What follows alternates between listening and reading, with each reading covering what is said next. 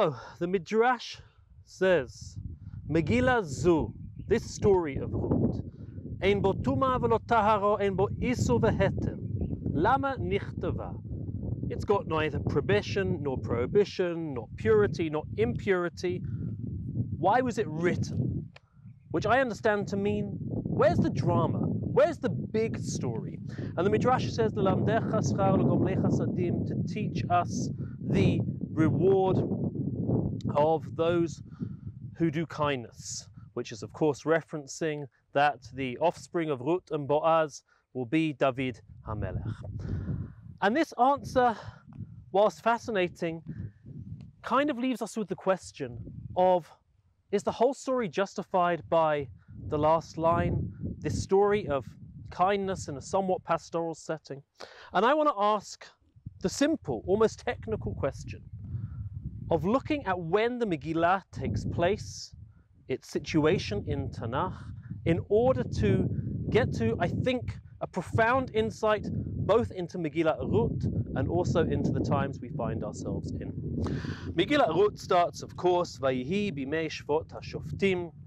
It was in the days when the judges judged. We are located in the book of Shoftim. And yet that's somewhat deceptive because Shoftim, as we know, is a catalogue of many different stories. Gidon, Shimshon, Yiftach, Dvorah. Why not simply put the story of Ruth and Boaz into the book of Shoftim? And the answer is, I think, clear. That Ruth in its content is fundamentally opposed to the themes of Shoftim. Shoftim catalogues the tragic decline on a moral level, a religious level, a social level of the society in Eretz Yisrael from after the death of Yehoshua, finishing with that most terrible of stories, Pilegesh Begiva, in which a woman is raped and maimed and murdered and her body sent around Israel, resulting in the most terrible civil war that Am Yisrael has ever seen. And the repeating line at the end of Megillat, of Shoftim, is, of course, Bayamim hahem en melech b'Yisrael. In those days, there was no king in Israel. Ish hayashar be'enav ya'aseh. Each person would do as was righteous in their own eyes.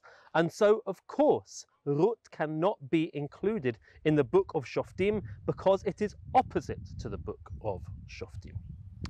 That's where Ruth begins. But where does Ruth end? We're told, of course, the last line, V'yishai holidet David, that eventually their offspring will be David, the monarchy, the book of Shmuel. But let's draw our attention just to one strange phrase in the final chapter. After the baby has been born, the women of the town crowd round Naomi, congratulating her, Mazal Tov, Miyelach, Lemeshiv Nafesh, this will restore your soul, and how wonderful is your daughter-in-law. Hi tovalach mishiva banim. She is better for you than 7 sons. And that's quite a strange phrase, for someone to be better than 7 sons. And in fact, it only comes up in one other place in Tanakh, which is the story of Hannah, where Hannah, a woman unable to have children, her husband Elkanah tries to comfort her and says, don't worry, it's all right. Ani tova lach me'asara banim. I am better for you than 10 sons. Now, of course, this is not what she wants to hear, and it is to be added to the long list of husbands saying the wrong things to their wives throughout history. However, for our purposes, that is a fascinating parallel. Better for you than 7 sons, better for you than 10 sons. Where does that story take place? It takes place in the first chapter of Shmuel Aleph. In other words, Ruth begins in the world of Shoftim, and it ends in the world of Shmuel. And this answers for us one of the biggest mysteries of Tanakh. You see this page? It might look like it's blank. This is actually one of the most challenging pages in all of Tanakh. It is the blank space between the book of Shoftim, which ends in such disaster and anarchy and tragedy, and the book of Shmuel, which has chidush hanuvu'ah, the return of prophecy, and the beginnings of melucha, of kingship. And you ask yourself, how on earth do we transition from this bleak world of despair in Shoftim to this world of hope and optimism and moving forward in the book of Shmuel? And the answer is Megillat Ruth. I want to go somewhere a little bit strange with this.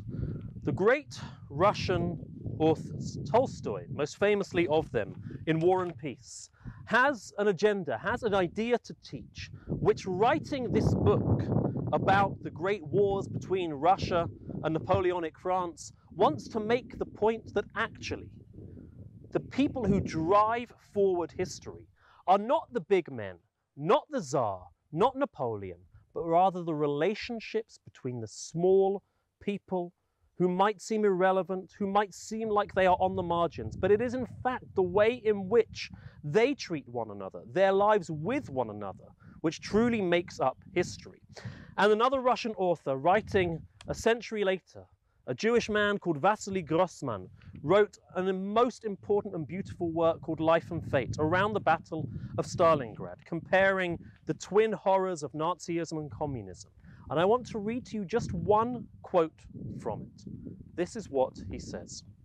"I have seen that it is not man who is impotent in the struggle against evil, but the power of evil that is impotent in the struggle against man. The powerlessness of kindness, of senseless kindness, is the secret of its immortality. It can never be conquered. The more stupid, the more senseless, the more helpless it may seem, the vaster it is. Evil is impotent before it. Human history is not the battle of good struggling to overcome evil. It is a battle fought by a great evil struggling to crush a small kernel of human kindness. But if what is human in human beings has not been destroyed even now, then evil will never conquer."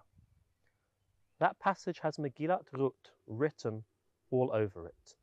The way to move from the despair and hopelessness of Shoftim to the optimism of Shmuel is not by the politics, not by the armies, the kings, the grand narratives. It is by the small kindnesses of one widow to another widow, of one old man to a foreign stranger. That is what brings us to brighter days. That is what brings us to Shmuel. And it will have escaped no one's attention that right now, of course, we are all asking ourselves, how on earth can we escape the bleakness of this current moment? Megillat Ruth, this Shavuot, gives us this hope that when we feel despair at the big narratives and the great headlines, the answer is to double down on our relationships with those around us, on those who are vulnerable, on those who we find are struggling and suffering, and we know we do not need to look very far in order to find examples. That is what moves history forward. And let's finish just with a halacha of the Rambam in Hilchot Matanot Aniyim. He tells us as follows, bringing everything together. Chayavim anu lihizaher b'mitzvat tzedakah yoter mikol mitzvat aseh. We need to be more careful, more connected to the mitzvah of tzedakah, of charity, and the more broader idea of tzedakah than any other positive commandment. Tzedakah siman letzadik zera Avraham Avinu. This is the sign of the descendants of Abraham. Even if Ruth was not biologically related to Abraham through Yitzchak and Am Yisrael, nevertheless her tzedakah showed that she was a descendant of his.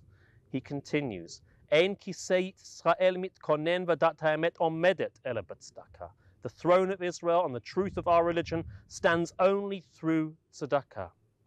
Ve'ein Yisrael nigalin ela b'tzedakah. Israel can only be redeemed through tzedakah. Shene'emar Tzion b'mishpat tivdeh v'sha'aveha b'tzidkah. Zion will be redeemed through righteousness and her captives through tzedakah. And reading that word v'shivya, her captives in this current moment, may it be Hashem's will that Megillat Ruth and Shavuot inspire us to engage deeply with tzedakah, not only because it is the right thing to do, but because that is what will take us out of the bleakness into brighter times.